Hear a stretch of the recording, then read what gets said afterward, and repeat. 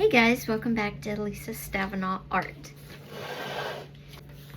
Today I'm working in the sketchbook, and what I'm going to do is take this Ziploc bag. I've taped down this part so it fits on the page like that for the most part. And on this side with some black paint, I'm going to draw a picture, and then I'm going to pick it up and press it down on the paper. And I'm using this as a type of print, and I want to do this because I have an idea for a painting, and this is kind of my practice run for the painting. I got my black paint. I got the side up on here I want, and I'm using a Ziploc bag because the paint won't dry. It'll stay sitting right on top, so I have plenty of time to flip it over, press it down before it dries. You could also do this with page protectors and some types of laminated paper or whatever. And see, paint, acrylic paint, when it dries, is like plastic. This right there, and I'm going to draw this on here.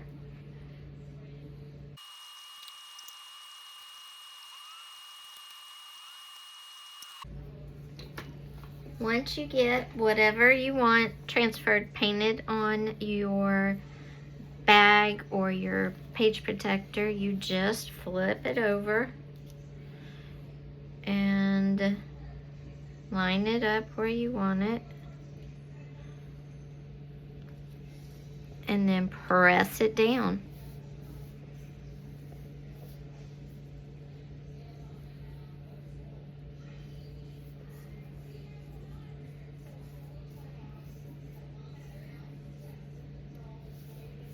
Okay, and then just pull it up. And there you go. Isn't that cool? It's like your own kind of printmaking. I love it. Now, what I want to try to do, then what I thought I would do is come in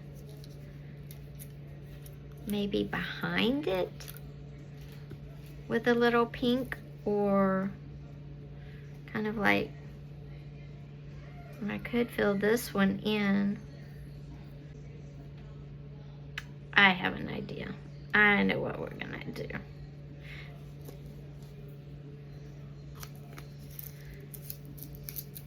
Okay, so that's our print, and we could stop there. You can add paint to it. Like, you could come in here and add some paint to the leaves if you wanted to.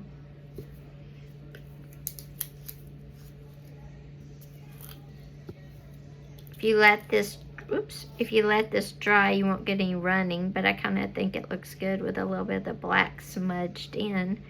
And I don't want it to be perfect. I kind of want it to be messy.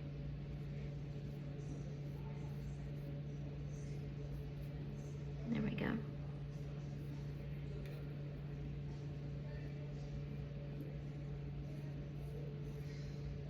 Like that.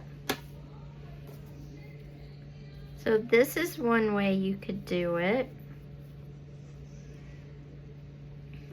Just add the paint once you make your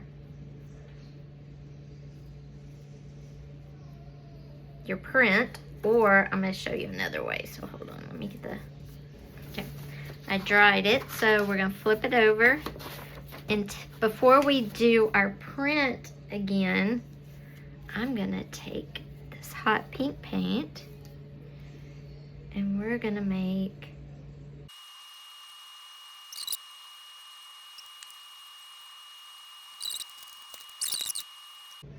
and there we go. Just a simple nondescript little flower there.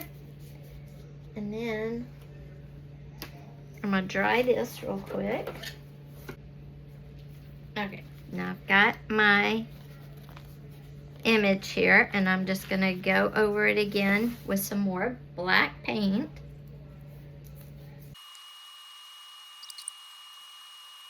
And now we're gonna flip it over again and put it right down on top of our flower we painted.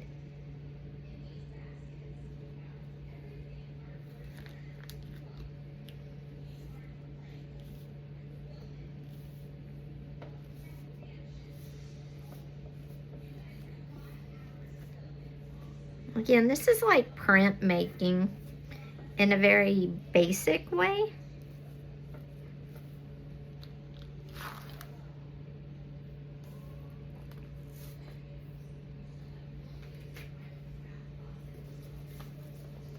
And I kind of want that, you see the flower behind, but then you got the black and white.